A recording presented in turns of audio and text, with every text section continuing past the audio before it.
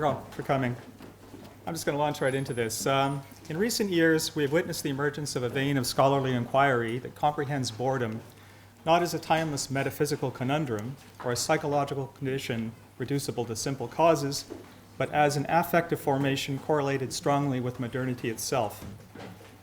This implies boredom as a mass phenomenon, a touchstone of wider anxieties and societal changes, especially concerning how our experience of time has been transformed.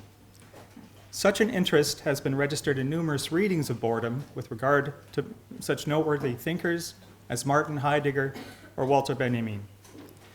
In contrast, commentary on the French sociologist and philosopher Henri Lefebvre's comparable treatment of this topic is virtually non-existent. The main purpose of this presentation is to explore his embryonic sociology of boredom, understood as a significant yet overlooked component of his critique of everyday life. Yet, I will also assert that Lefebvre's account, however suggestive, is limited in certain key respects. Most notably, although there are some hints in his writings as to the transformative socioeconomic forces engendering a new stage of capitalist development, what is often called cognitive or communicative capitalism, Lefebvre generally associates boredom with classical Fordist industrialism and as characteristically repetitive labor practices and modes of alienation. My argument is that we need to supplement Lefebvre's analysis with more recent thinkers who theorize how our affective lives are shaped by internal transformations in the capitalist mode of production itself. To accomplish this, I turn to the autonomous tradition of Marxist thought, or post-autonomous for some, especially the work of Franco Bifo Berardi, hereafter Bifo. In my view, what autonomism demonstrates successfully is that in the context of what Bifo calls semio-capitalism, the full gamut of workers' linguistic, cognitive, and emotional capacities are now utilized in the service of capital accumulation through digitalized communicative networks that saturate intensively everyday life and that are extensively global in scope. Accordingly, the very formation of subjectivity itself, as manifested especially in boredom, has become a privileged terrain of class struggle. So today, I'll start with a sketch of Lefebvre's comments on boredom. I'll move to a consideration of how autonomous theory can enhance our understanding of this phenomenon, and then I'll conclude with some further thoughts and speculations. In referring to the everyday, Lefebvre invokes Hegel's maxim, "The familiar is not necessarily the known." Mysterious, yet at the same time substantial and fecund, everyday life is the crucial foundation upon which the so-called higher human activities, including abstract cognition and technical achievements, are premised. Unlike many phenomenological approaches, Lefebvre further insists that everyday life has a specific history, one that is bound up intimately with the dynamics of modernity and marked by internal tensions and conflicts. Now, this general stance equally applies to his conceptualization of boredom. But although Lefebvre was keenly interested in boredom and its cognates, things like alienation, indifference, tragic melancholy, and references to boredom crop up with relative frequency in his works, he did not analyze boredom systematically. He uses terms like boring or boredom in loose, elliptical, and seemingly contradictory ways. This lack of precision reveals not only a deep ambivalence regarding this phenomenon, but also highlights a subtle pattern of differentiation with respect to particular modalities of boredom. In certain passages, Lefebvre seems to concur with the situationist position that boredom is irredeemably counter-revolutionary, that modern everyday life is so deadened by stultifying routine, the banalization of culture, and the spectacle's colonization of subjectivity, that total revolution is the only cure. But other manifestations of boredom are, for Lefebvre, judged more affirmatively, insofar as they are, and I'm quoting Lefebvre, pregnant with desires, frustrated frenzies, and unrealized possibilities, end of quote. Now, just some historical background. It's worth noting the English word boredom itself only dates from the 1760s, but did not come into common usage until decades later. And such variants as to bore or boring emerged in the 19th century, 1812 and 1864 respectively. Quite apart from etymology, boredom in the modern period seems to lack the weighty metaphysical resonance attributed to concepts like the French notion of ennui or the German Langeweile. In spite of Kierkegaard's famous assertion that boredom is the root of all evil. Boredom in its modern guise seems to be substantially about emotional flatness and resigned indifference. It lacks the air of the dramatic and sentimental nostalgia for happier times associated with its historical antecedents. More significantly, as already indicated, boredom is a resolutely mass or collective phenomenon. Writing in the Arcades Project, Walter Benjamin notes that, beginning in France in the 1840s, Western societies were gripped by what he called an epidemic of boredom, which he identifies with the atrophy of experience characteristic of an increasingly mechanized and urbanized urban life. At the time, England referred to this pandemic as the French disease. France retaliated by calling it the English malady, perhaps taking note of the widely reported case of an Englishman who committed suicide because he could not bear the tedium of dressing himself each morning. The historical emergence of boredom, per se, is made possible by two main developments. The first is a process of cultural modernization that devalues the past, stressing instead perpetual change, innovation, and futurity. The second is a massified and increasingly standardized form of social existence, which is under continuous assault by the acceleration and redeployment of temporality that is the crux of modernization. Formerly heterogeneous activities are subjected to the tyranny of a universal clock time, and individually experienced moments, especially under the sway of industrial labor, become repetitive, interchangeable, and bereft of meaning. The instantiation of what Benjamin called empty homogeneous time must also be understood in relation to the continual shocks of modern urban life. As Georg Simmel famously noted, in the 19th century metropolis, all the usual anchors of personal identity and meaning were swept away in a maelstrom of sensory bombardments, bringing with it mass anonymity and the so-called blasé or indifferent attitude. Finally, as scientific progress increased, there was a widespread sense that the ties that bound society together and provided a meaningful theodicy, belief system, were collapsing. As such, 19th century Europe was marked by the triumph of the material over the spiritual, objective over subjective, quantitative over qualitative. This made possible an agnosticism with respect to crucial existential and philosophical questions that were made available not only to the writer or the aesthete, but to the common people, leading ultimately to what Elizabeth Goodstein calls a democratized skepticism. In short, boredom is simultaneously a product of modernity and intrinsic to the very nature of modern existence itself, at once both cause and symptom of the dilemmas and anxieties that mark the contemporary age. So how does Lefebvre's account or understanding of boredom relate to this account I've just given you, historical account? Much of his stance on modern boredom hinges on a transformation in our experience of time. Specifically, an epochal transition from cyclical time to an abstract linear form that might be called commodity time. Life in pre-modern societies, according to Lefebvre, was organized in relation to the undulating cycles of birth and death, remembrance and recapitulation that mark the natural world, and that generate perpetual newness within continuity. The expenditure of human labor unfolds according to imminent timescales marked by custom and ritual and integrated into a broader, coherent style of life. The time of such non-accumulative societies is distinctive, sensual, qualitative in nature, integrated with the body, and imbued with poetic qualities. Under modernity, the situation is starkly different. Here, the dominant form of repetition is derived from the dictates of technology, work, and production. The economy becomes the central axis of society and the fulcrum of historical transformation. And all the diverse realms of society are subordinated to a project of enhanced technical control and ultimately capital accumulation.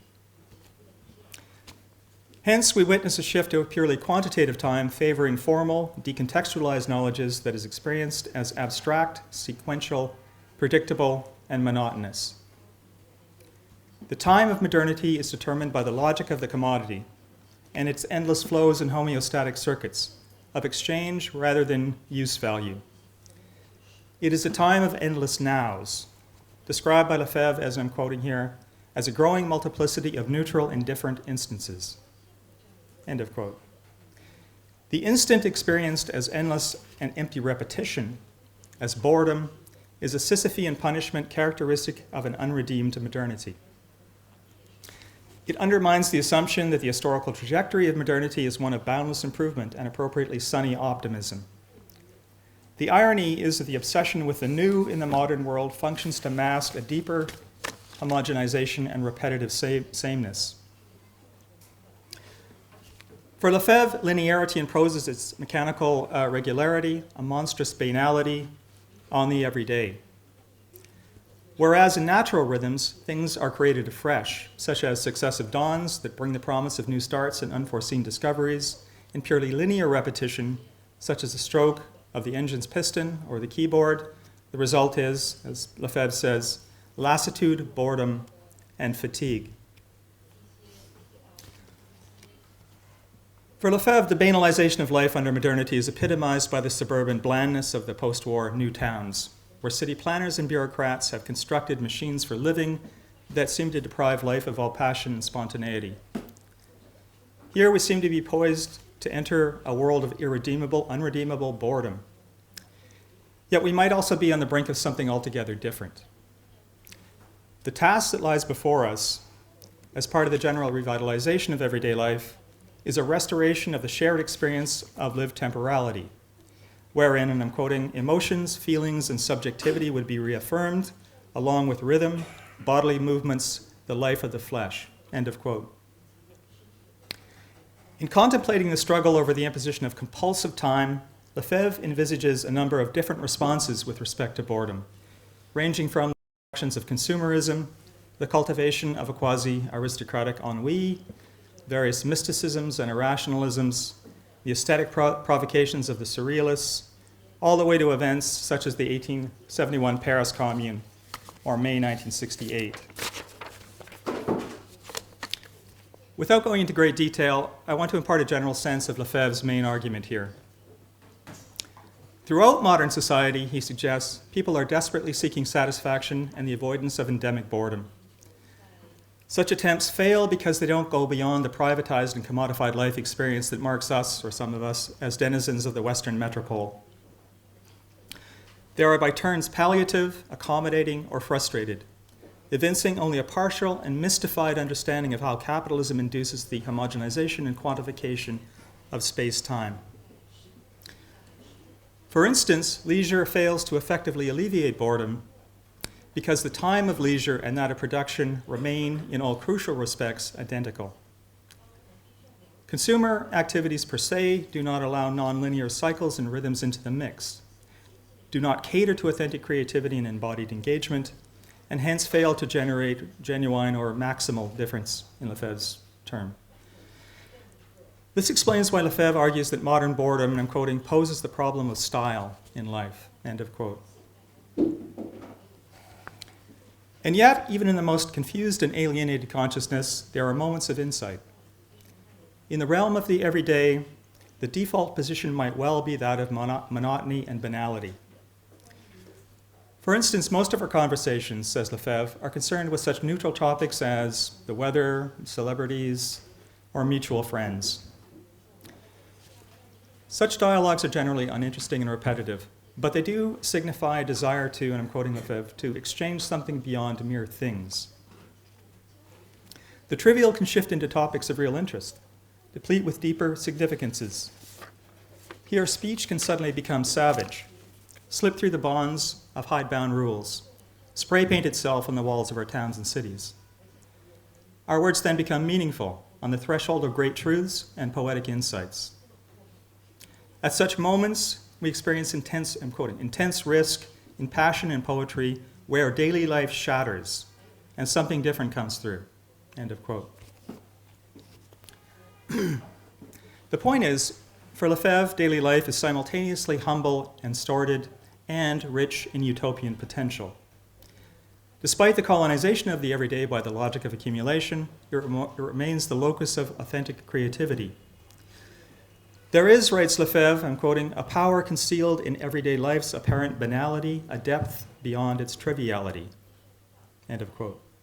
In seeking to prise open a crack for freedom to slip through, his words, certain forms of boredom harbor subversive insights.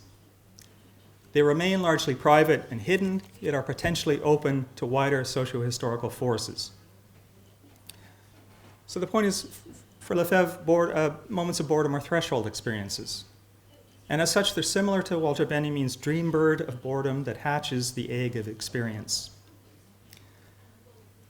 Of course, for Lefebvre, there is no sudden leap from the realm of necessity into one of boundless freedom. Nonetheless, there are times when tangible prospects for thoroughgoing social transformation hove vividly into view, even if they are ultimately unfulfilled. As we all know, most of us know, this is what Lefebvre calls the moment, a flash of insight into the range of historical possibilities that lie before us, charged with what Benjamin terms the now time of recognition. But these moments cannot be disentangled from everyday life. They are manifestations of what I've called elsewhere everyday utopianism. So I finished with Lefebvre for a moment, and I'm going to talk a little bit about autonomous theory in relation to boredom in order to convey a sense of what autonomism can add to Lefebvre's account. In the third volume of Critique of Everyday Life, Lefebvre notes that despite the somewhat nebulous quality of collective or mass affects, which makes them resistant to the methods of conventional social science, their critique of everyday life demonstrates that boredom is not a timeless existential malaise, but reveals ultimately the presence of deeper socio-historical forces that can themselves be superseded. If so, we might do well to heed Lefebvre's own words here, applying them to his own analysis of boredom. Now, admittedly, there are certain intimations of an entirely new stage of capitalism in some of Lefebvre's writings, especially in his treatment of information theory and cybernetics. Probably a lot of the speakers today know more about this than I do.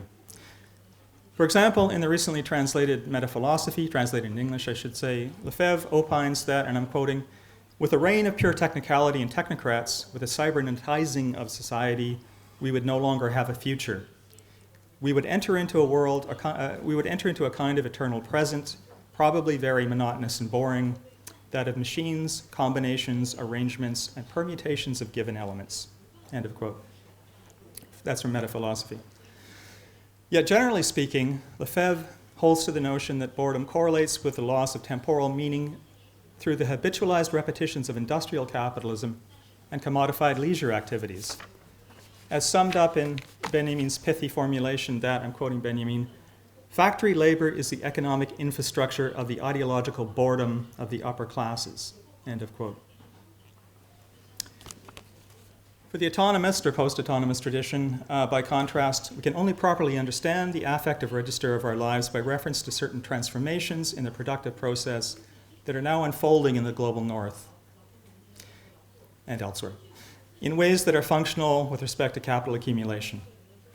As Mark Fisher writes, and I'm quoting, to a degree unprecedented in any other social system, capitalism both feeds on and reproduces the moods of populations, end of quote. Whatever their individual differences, autonomists are in general agreement that a major transition has occurred from Fordist to post-Fordist capitalism. Under Fordism, considerable emphasis was placed on the disciplinary surveillance and control of the laboring body in the factory context, especially regarding socially necessary labor time and value. Yet, at the tail end of the classic Fordist era, around the mid-1970s, the growing militancy of workers threw capitalism into a profound state of crisis. Taking their cue from the remarkable passage in Marx's Grundrisse from 1858 called Fragment on Machines, autonomists argue that capitalism responded to this challenge by integrating what autonomist Paulo Verno identifies as, and I'm quoting, science, information, linguistic communication, and knowledge in general into the heart of production. Here, all aspects of the collective worker's affective, desiring, and cognitive capacities, as located in the social factory, that is society at large now, or what Marx called the general intellect, are now brought to bear on production itself. As a result, the connection between necessary labor time and measurable outputs has been cast into doubt, and the process of value creation is placed on an entirely new footing. This is a dual consequence, first, of the explosive growth of so-called immaterial labor in the post-Fordist era, and secondly, because the circulation of digital goods has become the norm, which renders problematic capitalistic notions of proprietary control and ownership. So given all of this, the question then becomes, how do these recent modes of capitalist valorization create a new kind of post-Fordist or neoliberal subject, especially as the latter concerns the formation of mass psychology? Under Fordism, workers are hyper-exploited in the workplace, but largely left to their own devices at the end of the working day. In the contemporary setting, by contrast, capital instigates a far-reaching process of deterritorialization, whereby formerly discrete activities and social domains are integrated into the demands and rhythms of production itself. Capitalism now produces not only the conditions of the workplace, but the general social relations in which workers live and raise their families. Hence, the contemporary worker is involved in production not only as a laboring body, but also as a much broader social subject. Value is now measured and captured at every point in a tightly conjoined process of production-consumption. We can no longer separate those two, requiring very different sets of indicators that factory managers relied on in the Fordist era. The new fixed capital is quite literally the brain of the worker, or to be more precise, the general intellect of the mass cognitive worker, which is combined with living labor to make productive activity possible.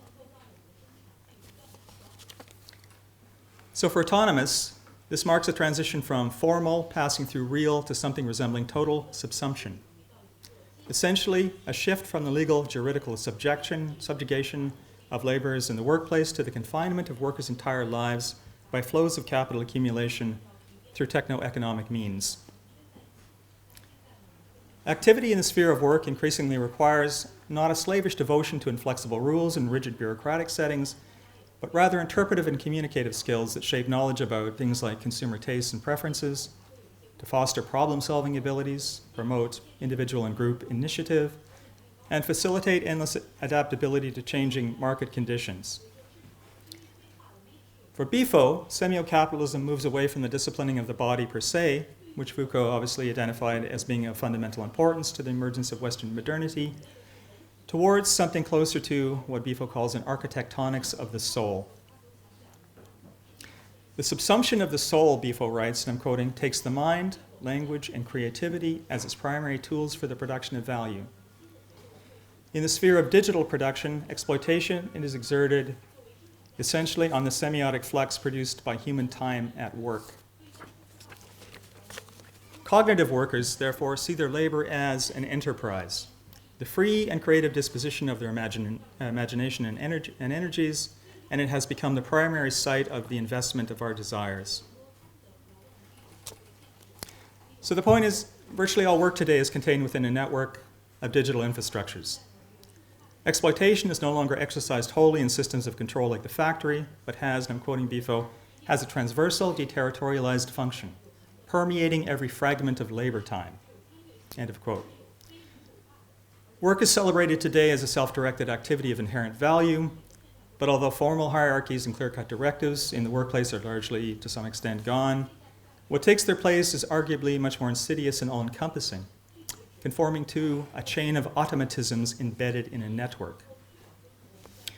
These coordinate every subjective aspect of the worker, every deployment of energy and attention, desire and attention, suturing them into a totalizing but fluid and endlessly manipulable process.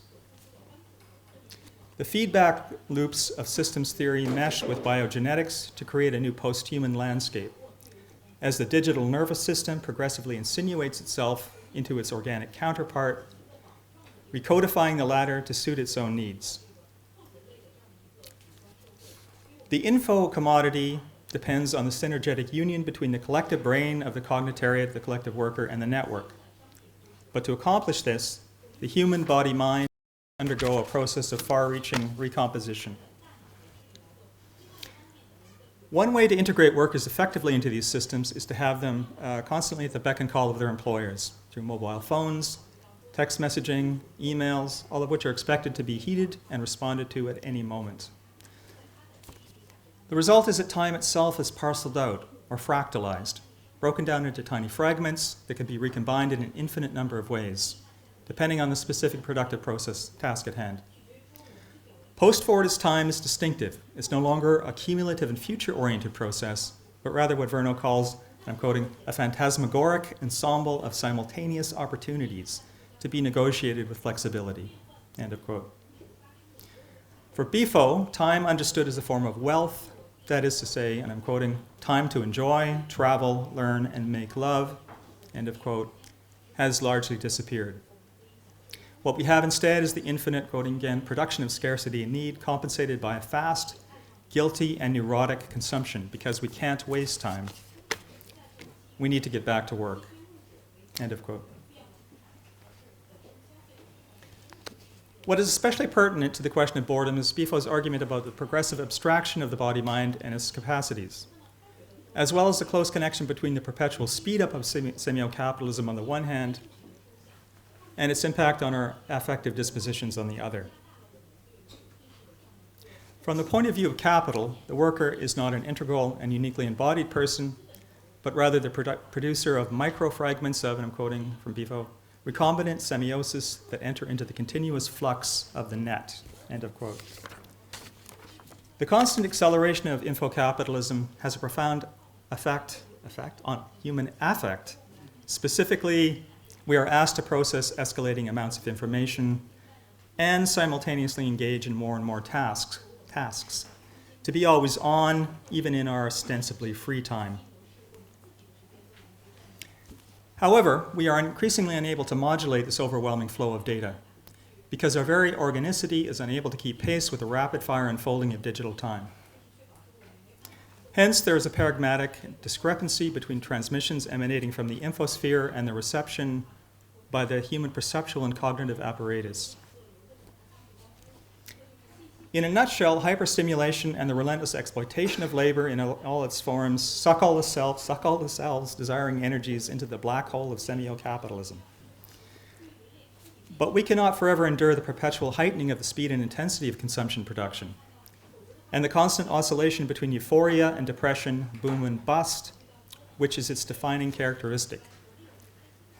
Semio-capitalism may effectively capture our attention and energy, but this can also result in dyslexia, chronic fatigue syndrome, panic, and other disorders.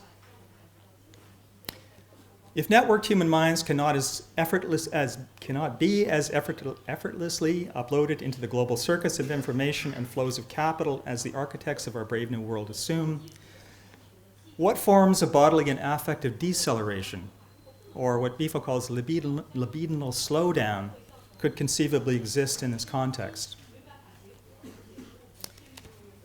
On one of the few occasions Bifo mentions boredom specifically, he asserts that work in the Fordist factory, due to its physically demanding and monotonous character, and the fact it does not substantially engage the worker's communicative or creative capacities, is characterized, in his words, by boredom and pain. Fordism, as discussed, primarily disciplines the body, while the soul is left to atrophy. What this might be taken to imply is that boredom in the classical industrial era mainly concerns bodily fatigue through physical enervation, mechanical repetition, and mental understimulation, all of which Lefebvre discusses at length in his work. This is not confined to workers per se, because mechanization and routinized action becomes the generalized template for modern life. In post-Fordism, by contrast, the soul and its affective communicative capacities are indeed engaged, but the sensing and loving body is increasingly marginalized. And we are faced with very different problems. Informational superabundance and an excess of communicability in social media and so on, and the formation of what Bifo calls a psychotic, panic-driven character, susceptible to mental exhaustion, depression, and boredom. So the boredom more typical of 21st century life, in other words, reflects the situation of information overkill and the hyper-innovation of desire, rather than the enforced repetition of bodily motion and a dearth of communicative engagement that is the hallmark of alienation, as Lefebvre generally understands it. Perhaps then, boredom in the age of semio-capitalism is the collective body-mind's way of telling us to slow things down. It is the miserable residue of a flawed and fleshy humanness in an increasingly digitalized post-human world. Semio-capitalism exploits the soul for its own ends, but it is less resilient than the body manning the assembly line. Bifo says the desiring body and its affects cannot be forever sidelined, reduced to an abstract fragment of disposable time, endlessly recodified and reprogrammed. It rebels, and not always in a nice way. Insofar as the specter of a kind of postmodern fascism is ever present, something we may well be witnessing today. Hence, what we really need at the present conjuncture is not full employment, the usual mantra of the left. To pursue this goal would simply add more fuel to the all-consuming fire of semio-capitalism. By investing the totality of our affective and mental energies in work, what withers on the vine is genuine human contact, eroticism, and empathy. As such, we should encourage the widespread refusal of work, because in order to repair the social fabric, we require what Bifo describes as, and I'm quoting, a massive reduction in work time, a prodigious liberation of life from the social factory, end of quote. The question then becomes, how do we interrupt the social investment of desire and the obsessive repetitions of hyperwork and hyperconsumption? Furthermore, can we create different valences of affect in which pleasures and enjoyments unfold at our own pace and on our own terms, leading to what Bifo calls, and I'm quoting, a happy singularization of the self? The boredom of the individual cognitive worker, put differently, could be said to resonate on some level with a multitude as a whole. And while the present mood certainly tips its hat to the status quo, it also manifests dreams of revolt. I just have very few concluding remarks. So in my talk today, I've underscored the differences between Lefebvre and the autonomous or post-autonomous like Bifo on the question of boredom. For the former, boredom is primarily the result of externally imposed linear repetitions of production and controlled consumption. Whereas for the latter, boredom turns more on the inner-directed redeployment of libidinal energies in the service of capital accumulation, leading to semiotic excess and psychic overload, as marked by the pervasive ethos, just do it. Now, a closer reading of Lefebvre's interesting, if somewhat underdeveloped comments on the emerging importance of the information society and cybernetics might allow for more parallels between these two approaches than I've suggested here. But perhaps that's a project for another time. What I would say in closing is that these divergences are not merely a question of generational difference or focus, because there are deeper philosophical influences at play here. In succinct terms, Lefebvre's work is rooted in Hegelian Marxism and the concept of alienation, concentrating on the repression of authentic human essences by external forces, primarily monotonous industrial labor and banalized consumption, leading to symptoms like boredom. By contrast, autonomism turns away from Hegel and embraces Spinozian ideas of immanence, and taking their cue from Marx's Grundrisse, espouses the concept of estrangement over that of alienation. For thinkers like Bifo, estrangement implies not only estrangement implies not the loss of some putatively universal human quality. Mass psychopathologies like boredom afflicting us now are not disaffection stemming from the curtailment of libidinal energies, but the precise reverse. They are symptomatic of the sort of hyper-innovation demanded by the constant ratcheting up of our psychic and bodily investment in ever-accelerating modalities of work and consumption, and hence about excess rather than lack. Understanding the differences between these modalities of boredom and the socio-political implications that flow from them arguably constitutes one of the imperatives of our time. Thank you for listening.